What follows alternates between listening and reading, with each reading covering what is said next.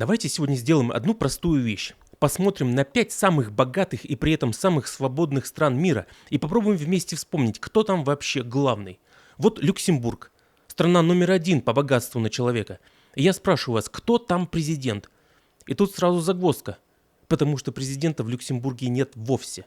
Там есть великий герцог Гийом, которого вы, скорее всего, видите впервые в жизни, и есть премьер по имени Люк Фриден, чье имя вам ровным счетом ничего не говорит. Идем дальше. Ирландия, вторая строчка по богатству. Тут президент есть, ее зовут Кэтрин Коннелли. И я почти уверен, что это имя вы слышите прямо сейчас впервые. Швейцария, одна из самых богатых и свободных стран на планете. И кто же там главный? Формально это Ги Пармелен, но только на 1 год, потому что в следующем году будет уже другой. А таких бывших президентов в Швейцарии сегодня живет целых 21 человек. Норвегия. Премьер Йонас Гар Стёре и король Харальд. Дания, премьер Метте Фредриксен и король Фредерик. И вот я перечислил руководителей 5 богатейших и свободнейших стран мира. А теперь признайтесь честно, вы хоть одно из этих имен слышали раньше? А ведь Путина знает весь мир. До последнего человека. И любой житель России назовет его, не задумываясь. И вот здесь прячется то, мимо чего мы привыкли проходить, не замечая. Узнаваемость одного единственного лидера – это вовсе не признак силы страны, а чаще всего ровно наоборот. Чем громче на всю планету гремит одно имя, тем хуже, как правило, устроена система под этим именем. И сегодня я хочу показать вам, что это не красивая фраза и не мое личное мнение, а то, что прямо видно по сухим цифрам, по 2 независимым мировым рейтингам, которые, если просто положить их рядом, дают почти один и тот же список стран. Так у кого же на самом деле все хорошо? У того, чего лидера знает весь мир, или у того, чего не помнит никто? Возьмем первый рейтинг. Валовый продукт на душу населения по данным Международного валютного фонда за 2025 год. То есть сколько богатства приходится на одного человека. И на самой вершине мы видим Люксембург. Около 148 тысяч долларов на человека. Швейцарию около 116 тысяч. Норвегию около 94 тысяч. И где-то здесь же, заметьте, ниже европейских лидеров идут Соединенные Штаты. Около 90 тысяч. А следом Дания около 77 тысяч. И чтобы вы почувствовали масштаб, в этом же списке Россия это около 18 тысяч на человека. Беларусь около 10 тысяч. Венесуэла и вовсе меньше, 4 тысячи. А теперь возьмем второй рейтинг. Совсем из другой области, индекс демократии, который уже меряет не деньги, а свободу, честность выборов, независимость судов, работу институтов. И на первом месте там Норвегия.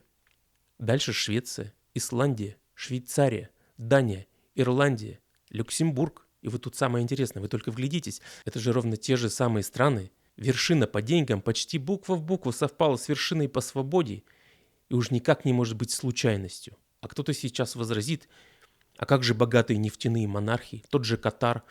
И да, Катар богат, около 70 тысяч на человека, но стоит добавить второй критерий – свободу, и он мгновенно вылетает из списка успешных, потому что денег там много, а свободы нет. Так что же общего у всех этих тихих, малоизвестных европейцев, кроме того, что они умудряются быть богатыми и свободными одновременно? А общего у них вот что.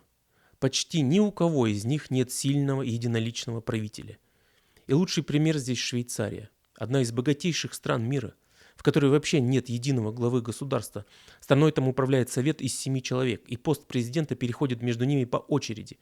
Ровно на 1 год. Причем тот, кто стал президентом, не получает вообще никаких дополнительных полномочий над остальными 6. Его нельзя как-то по-особому снять, ему нельзя вынести вотум недоверия. Он просто год ведет заседание и спокойно уходит. И именно поэтому в крошечной Швейцарии сегодня живет 21 бывший президент. Просто потому, что там никто не врастает во власть, не сидит по 20 лет, не делает себя незаменимым. А в Норвегии, в Дании, в Люксембурге короли и герцоги – это чистая церемония. Лента, протокол, портрет на стене. Реальная же власть у парламента, премьера. Можно сменить на ближайших выборах. Суды независимы, и ни один человек не держит в своих руках сразу все. И вот теперь возникает вопрос, который ломает всю привычную нам логику. Если власть там так размазана, так поделена между множеством рук, почему же там не хаос, не развал, не бардак, а наоборот? Лучший уровень жизни на всей планете. А ответ на это до обидного простой. Я объясню его не через политологию, а через обычную физику. которую чувствует буквально каждый. Представьте себе дом, который стоит на одной единственной свае. И пока эта свая держит, все прекрасно. Дом стоит ровно. И построен он был быстро и дешево. Но стоит этой свае подгнить или повести в сторону, и весь дом обрушается разом. Целиком. А теперь представьте дом на множестве опор. Одна просядет, и ничего страшного не случится. Дом продолжит стоять. Или возьмите автомобиль. Он устойчив на 4 колесах. И если одно вдруг повредится, вы все равно доедете. А будь у него всего одно колесо, любая мелочь на дороге стала бы смертельной. Или вспомните, почему самый надежный транспорт в мире – это самолет. Да потому что в нем все продублировано по несколько раз. Двигатели, гидравлика, электроника, запасные контуры. Если один элемент откажет, машина все равно продолжает лететь. Так вот, государство устроено ровно по тем же самым законам. Ветви власти должны дублировать и подстраховывать друг друга, уравновешивать, перехватывать. И тогда ошибка одного человека уже не способна обрушить все разом. А сильный единоличный президент – это и есть тот самый дом на одной свае. Тот самый самолет без дублирующих систем. И да, на короткой дистанции с ним можно ехать очень быстро, потому что ему не нужно ни с кем договариваться. Но на длинной дистанции это почти всегда заканчивается катастрофой, потому что страховки нет, дублирования нет, перехватить ошибку некому. И кто-то сейчас подумает, это все теория, красивые сравнения. А что на практике? Что происходит, когда такую систему с сильным единоличным лидером строят даже в очень богатой и развитой стране? А вот давайте посмотрим на Соединенные Штаты. И сразу заметьте важную вещь. США – это огромная, мощнейшая экономика мира, но по богатству на одного человека они, как мы уже видели, не на вершине, а где-то там, на 6-м месте. Ниже Люксембурга, ниже Швейцарии, ниже Норвегии. И один из ответов на вопрос «почему?» как раз в том, что у американского президента необычно много единоличной власти. Заметно больше, чем у любого европейского премьера. Один человек, опираясь на закон о чрезвычайных полномочиях, в одиночке ввел тариф почти на весь мир. Без парламента, без долгих согласований. Просто своим личным решением.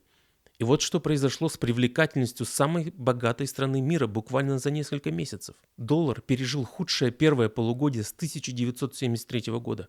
Со времен Никсона. Минус почти 11% за полгода. Инвесторы по всему миру принялись сбрасывать американские акции и облигации. И у этого явления даже появилось свое название – Sell America. Продавай Америку. Дальше кредитный рейтинг. И здесь цифра, на которой стоит остановиться. В мае 2025 года агентство Moody's сняло с США последний высший рейтинг впервые за 108 лет.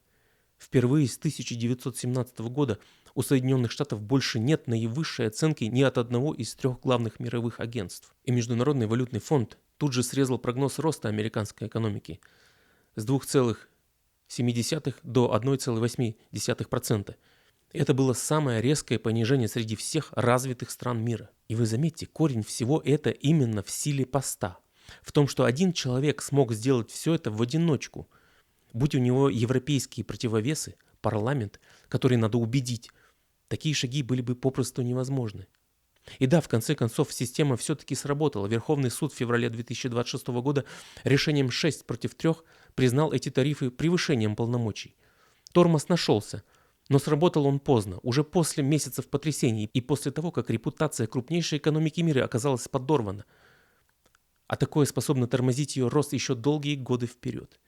И вот теперь стоит задать себе по-настоящему холодный, неприятный вопрос. А что было бы, если бы этого тормоза, этого суда, этого дублирования не существовало вовсе? И вот теперь давайте спокойно, без всяких эмоций, сведем все это вместе.